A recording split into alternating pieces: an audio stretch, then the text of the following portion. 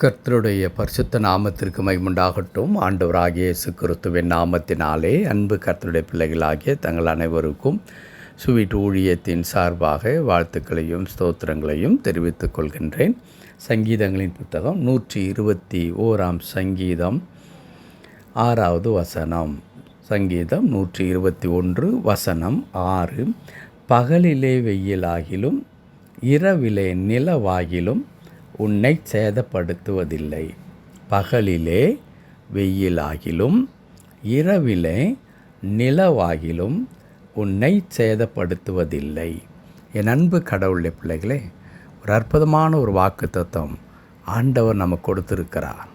ஒவ்வொரு வாக்குத்தத்தமும் அது மிகவும் வித்தியாசமான ஒன்றாகவும் நம்முடைய சூழ்நிலைக்கும் நம்முடைய பலத்திற்கும் உட்பட்ட ஒன்றாக இல்லாமல் நமக்கும் அந்த சூழ்நிலைக்கும் சற்று கூட ஒவ்வாத ஒரு நிலையில் கடவுளுடைய வார்த்தைகள் எப்பொழுதும் நம்மை நோக்கி வரும். ஆனால் இறுதியாக வெல்வது யார் என்று பார்த்தால் நம்முடைய சூழ்நிலைகளோ நம்முடைய சந்தர்ப்பங்களோ அல்ல. கடவுளுடைய வார்த்தை, அவருடைய சித்தம் அப்படியே நிறைவேறும் என்பதை நாம் நம்முடைய அனுபவத்தில் நாம் பார்த்து கொண்டே இருக்கின்றோம்.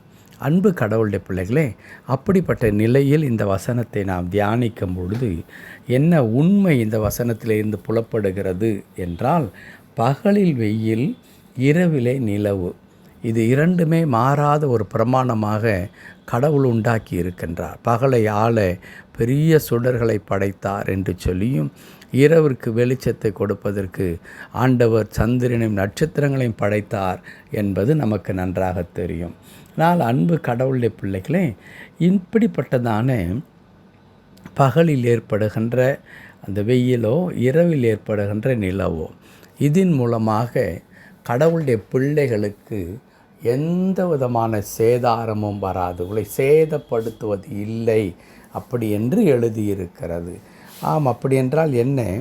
எப்படி எவ்விதமாக பகலிலே வெயில் இரவிலே நிலவு என்று சொல்லி மாறி மாறி வருகிறதோ, அப்படி நம்முடைய வாழ்க்கையில் சூழ்நிலைகள் எப்படிப்பட்ட மாற்றங்களை கொண்டு நம்முடைய வாழ்க்கையை வந்து தாக்கினாலும் கூட நம்முடைய வாழ்க்கை சேதப்படுவதில்லை, அதற்கு எந்த தீங்கும் வருவதில்லை. அதற்கு காரணம் என்னவென்றால், நாம் ஏற்படுகின்ற அந்த மாற்றங்கள் சூழ்நிலைகள் அதை பொறுத்து நம்முடைய நன்மையும் ஆசீர்வாதமும் அமைவதில்லை. மாறாக நம்மை ஆசீர்வதிக்கிறவர் நம்மை உண்டாக்கின ஆண்டவராக இருக்கிறார்.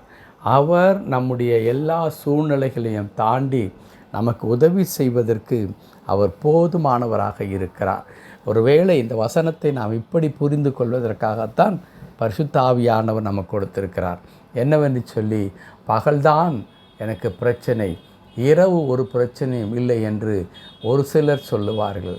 எனக்கு இல்லை இரவு எனக்கு ஒரு பிரச்சனையும் இல்லை, பகல் வந்து விட்டால் பிரச்சனை என்றெல்லாம் ஒரு சிலர் சொல்லுவார்கள்.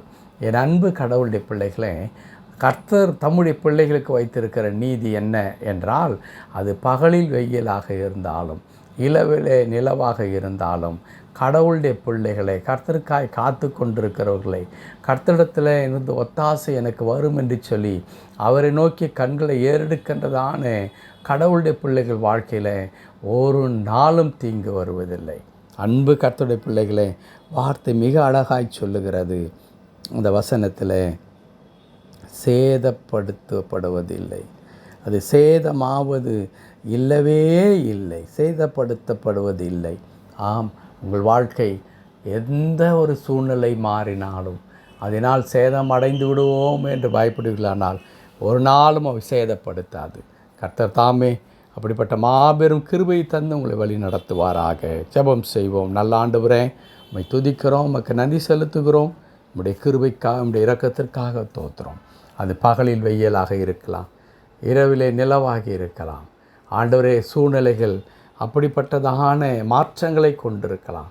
எது எப்படி இருந்தாலும் உம்முடைய பிள்ளைகளாகிய நாங்கள் சேதப்படுத்தப்படுவதில்லை. ஏனால் உம்மால் நாங்கள் காக்கப்படுகிறவர்கள், உம்மால் ஆசீர்வதிக்கப்படுகிறவர்கள் ஆகியனாலே தேவனுடைய திருக்கரத்தில் தாழ்த்தி அர்ப்பணிக்கின்றோம். கடவுள் எங்களை பொறுப்படுத்திக் கொள்ளும்.